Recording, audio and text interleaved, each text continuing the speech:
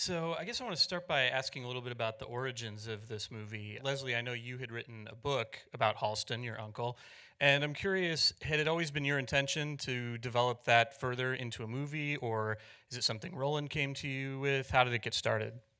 Well, it was a little bit of both, actually. Before Halston died, he gave me his archives with the directive to write the book if I wanted to.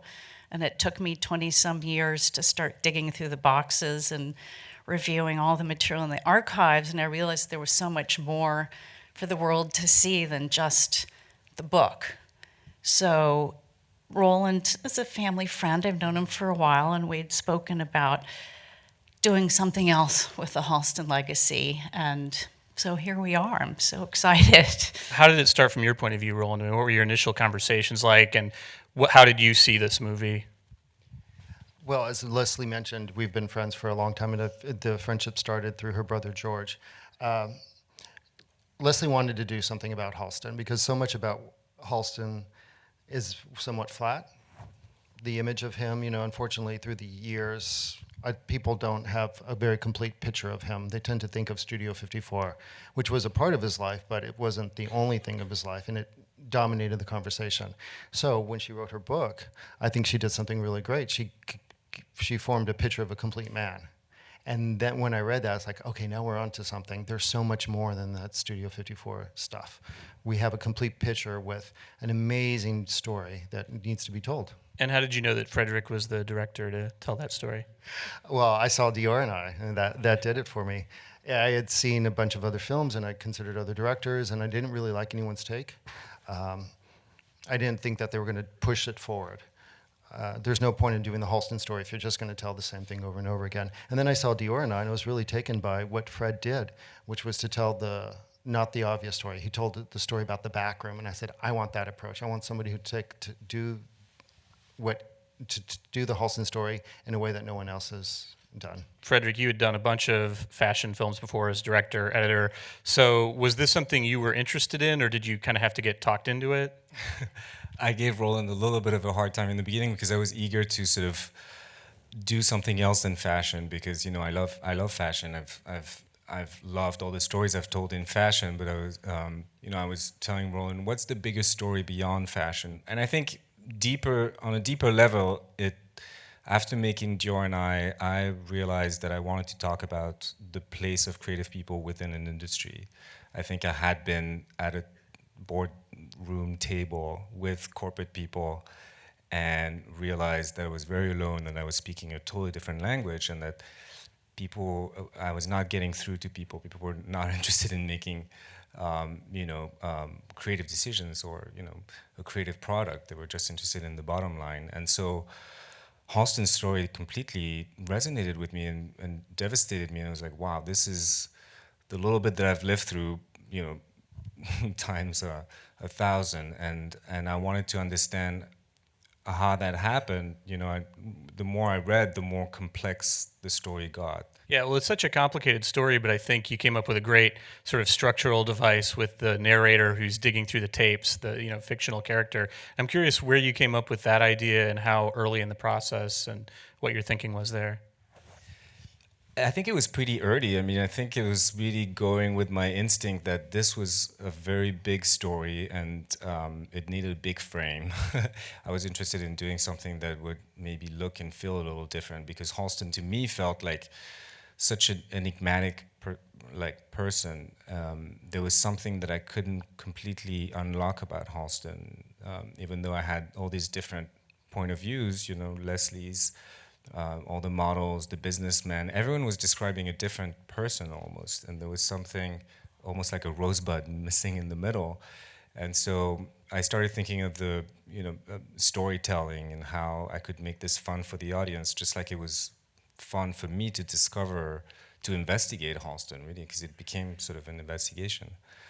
So, this time I had a bigger canvas, and it was like, my third film or on a subject, and I was like, let's take a lesson from Halston, where, who played all of his cards at every turn of his career and tried something new that maybe, could be divisive, but, if you don't play, you don't win, basically.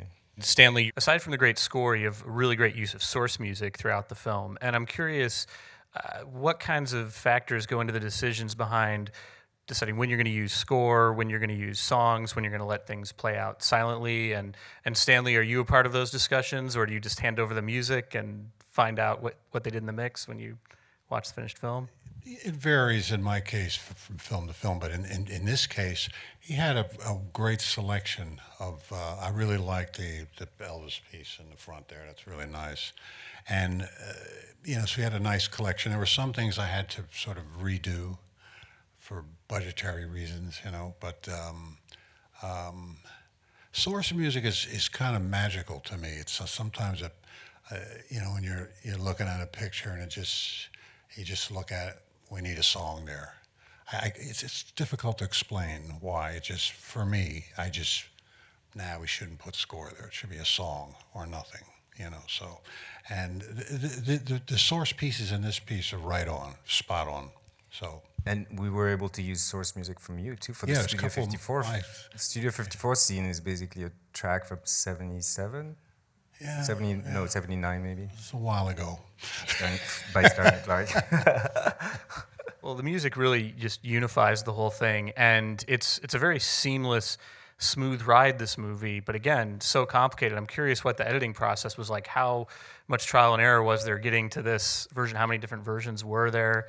Oh my God. There are many versions. I mean, mostly because this is a CNN film, so we had to do TV versions. So that opened up, that teaches you how to compress your film, and then you learn things, and you're like, oh, maybe we should use that. But also,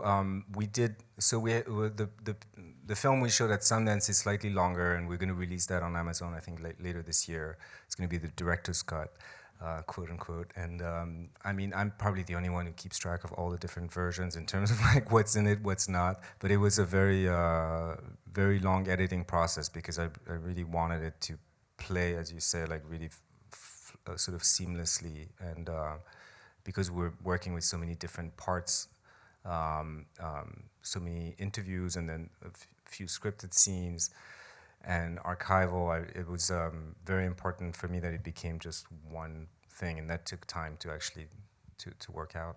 I was really impressed on the section that Fred did for that introduces Norton Simon, the Liza Minnelli song "Yes," because that was a case where he took a song which totally embodied what he was trying to say and made it the centerpiece, and yet weaved in all this other, the historical, archival, the interviews, and that was the one. I mean, it's all beautifully edited, but that was one scene that really struck me. And then I was so happy we were able to clear that song. Yeah, Liza helped us with, because she actually owns Liza with the Z it's taken from. And it's the opening song, and for me, it summed up like so much of what I wanted to say about this moment, that he takes this big risk of signing his name off.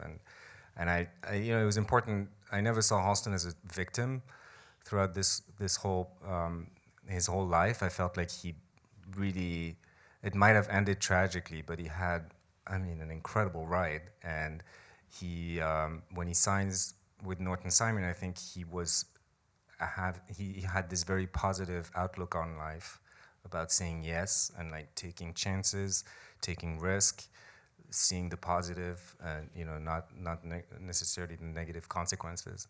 And so Liza's song is like all of that encapsulated in like Liza magic. So it was just perfect for the middle of the film. I want to thank you all for coming and sharing your thoughts on this film with us.